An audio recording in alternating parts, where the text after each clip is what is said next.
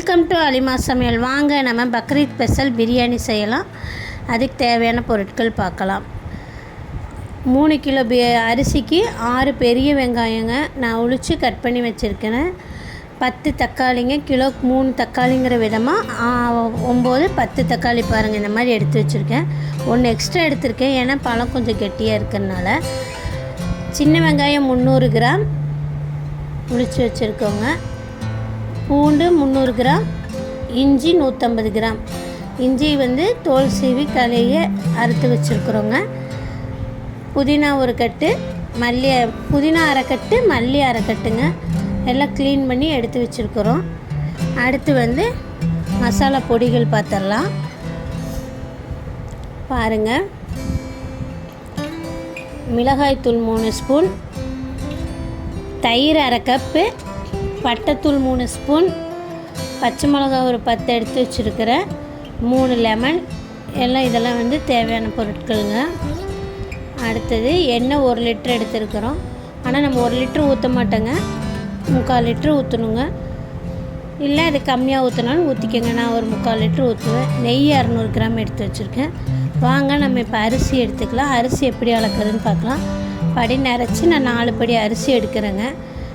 3 கிலோவுக்கு 4 படி அரிசிங்க. இதில் அதை எடுத்து தனியாக வச்சிடலாங்க. அது அப்புறமா ஊற வைக்கும்போது நான் காமிக்கிறேங்க. இப்போ வாங்க செய்ய ஆரம்பிக்கலாம். ஸ்டவ்வில் சட்டி வச்சாச்சுங்க. இப்போ நம்ம தேவையான பொருட்களை போட்டுக்கலாங்க. எண்ணெய் ஊற்றியாச்சுங்க. எண்ணெய் ஹீட் ஆன பின்னாடி நெய் ஊற்றிக்கலாங்க. நெய் ஊற்றினதுக்கப்புறம் நல்லா ஹீட் ஆனதுக்கப்புறம் பெரிய வெங்காயம் கட் பண்ணி வச்சுருந்தேங்க, அந்த வெங்காயத்தை போட்டுக்கலாம். வெங்காயம் போட்டு பொரியட்டுங்க. பொரிஞ்சிட்டோன்னு பச்சை மிளகா போட்டுக்கலாங்க. நான் 10 போடல, ஒரு 7-8 பச்சை மிளகா தான் போட்டிருக்கிறேன். ரொம்ப காரமாயிரும்னு பயந்துட்டு உங்களுக்கு தேவையான அளவு கூட்டவோ குறைச்சிக்கவோ போட்டுக்கோங்க. இப்போ பாருங்கள், அந்த மிளகாய்த்தூள் எடுத்து வச்சுருந்தேன், அதுவும் 3 ஸ்பூன் போட்டுடலாங்க.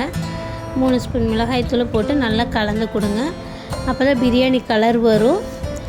இந்த மாதிரி நல்லா கலந்து கொடுத்துட்டிங்கன்னா பிரியாணி கலர் வரும். இஞ்சி பூண்டு பேஸ்ட்டு அரைச்சி வச்சுருந்தேங்க, அதையும் எடுத்து போட்டு அதில் நல்லா கலந்து கொடுத்துக்கலாங்க. இது கலக்கும் போதே பிரியாணி வாசம் வந்துடுங்க.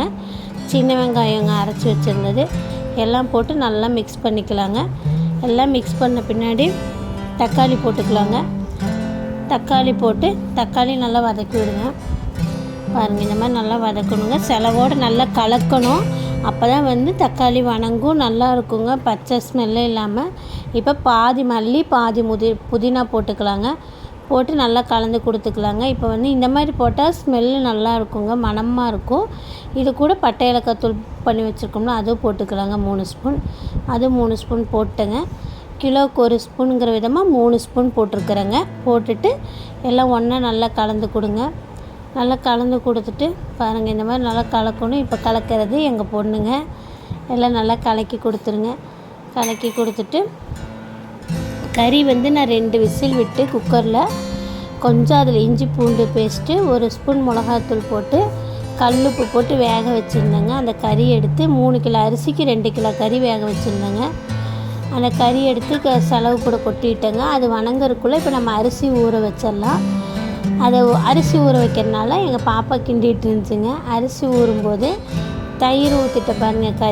கறிக்கு தயிர் ஊற்றி எல்லாம் மிக்ஸ் பண்ணிவிட்டு இந்த தண்ணி கறி வேக வச்சு தண்ணிங்க. அது 2 படி தண்ணி வந்தது.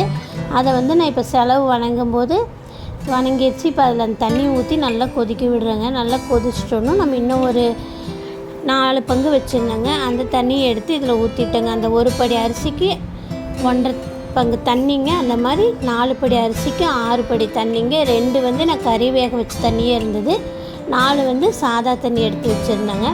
எல்லாம் ஒன்றா ஊற்றி நல்லா கொதி வந்துட்டுருக்கு. இப்போ அரிசி ஊறிடுச்சுங்க. அரிசி இந்த டைமிங் தாங்க ஊறணும். அப்போ தான் பிரியாணி ஸ்மெல்லு சூப்பராக இருக்கும். அரிசியும் உடையாது, நல்லாயிருக்கும் சாப்பாடு உதிரி உதிரியாக.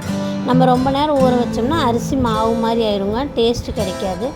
இந்த மாதிரி எல்லா அரிசியும் போட்டு நல்லா கிளறி கொடுங்க. கிளறி கொடுத்துட்டு நம்ம நல்லா கொதிக்க விடலாங்க. கொதிக்க விட்டுட்டு தான் நம்ம மூடி போடணுங்க. அப்படி மூடி போட்டோம்னா சரியாகாதுங்க. நல்லா கலந்து விட்டு பாருங்கள், இந்த மாதிரி நல்லா கொதி வரணுங்க. அதுக்கப்புறம் நம்ம லெமன் ஊற்றிக்கலாங்க. லெமன் அந்த 3 லெமனை புழிஞ்சு வச்சுருக்கேன், அதுவும் ஊற்றி நெய் ஒரு 2 ஸ்பூன் நெய்யும் ஊற்றிட்டேங்க. அப்போ ஒட்டாமல் வரும். அதனால் நெய்யும் ஊற்றிட்டு லெமனும் ஊற்றிட்டு எல்லாம் நல்லா கலந்து கொடுத்துட்டுங்க, நல்லா கலக்கணுங்க. கலந்துட்டு நம்ம வந்து ஒரு நிமிஷம் மூடி போடலாங்க. மூடி போட்டு எடுத்து பாருங்கள், தண்ணி கொஞ்சம் கொஞ்சம் இருக்குது. மறுபடியும் ஒரு நிமிஷம் மூடி போட்டு நம்ம வந்து ஒரு குக்கரில் நான் தண்ணி பிடிச்சி வச்சுருக்கிறேங்க.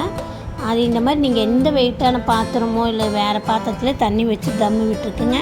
தம்மு விட்டு ஒரு 10 நிமிஷத்தில் எடுத்து பாருங்கள் பிரியாணி எப்படி வந்திருக்குன்னு. உதிரி உதிரியாக குலையாமல் சூப்பராக வந்திருக்கு. இந்தளவு தண்ணி வச்சிங்கன்னா தான் கரெக்டாக இருக்கும்.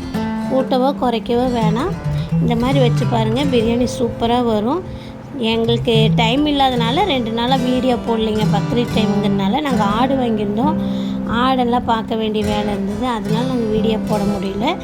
இன்ஷா அல்லாஹ் இனி வந்து டெய்லி வீடியோ வருங்க. ஏதோ சின்ன சின்ன வீடியோனாலும் போடுவேங்க. என் வீடியோவை பார்க்குறக்கும் நிறையா பேர் இருக்கிறாங்க, கேட்டிருக்கிறாங்க. அதனால் அவங்களுக்காக கண்டிப்பாக நான் போடுவேங்க.